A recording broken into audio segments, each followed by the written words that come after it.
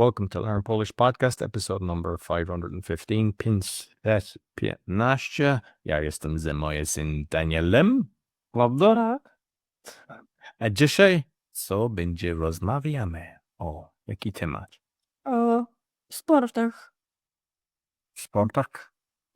O bitwach. O bitwa. Co bitwa? Fight stuff. Aha, okay. So, boxing gloves. Rękawice bokserskie. Rękawiczki bokserskie. Tak. Okay. A ty masz rękawiczki bokserskie, tak? Tak. Czarne? Tak. Tak. Jest dobre? Tak. No, the next. Ja, kiedy byłem na martial arts, bo ja robiłem kung fu, kiedy byłem młodszy, ja robiłem nunchaku. Nunchucks, changs, inni, and po polsku też nunchaku, ale nigdy robiłeś to, tak? Nie. No. Next is a ball staff. Kibo. Keyboard. Keyboard is just a staff. I did that as well. How could you say I trained with Trenowałem. trenowałem keyboard, tak? Tak. No.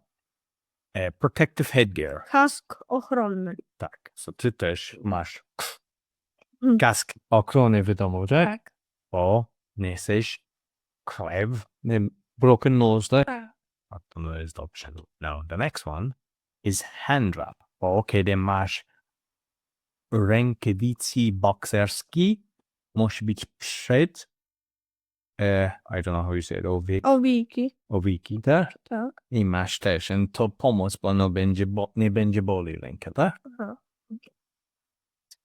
No. Punching bag. Worek treningowy. So mamy worek treningowy w domu, tak? Tak. I czasami robisz pół godziny Tak. i jest dużo mokro, Tak. ale To jestem. bardzo lubi, tak? Tak. And then ja myślę, że następne zdjęcie jest oliwki też, tak? Not oliwki, there's olives. How would you say? Wiki. Owiki. Tak. No, mouth guard. Ochraniacz do zębów. Ochranie, it's like protection for your teeth. Tak. So mouth guard. And ostatni, I think, is Manekin.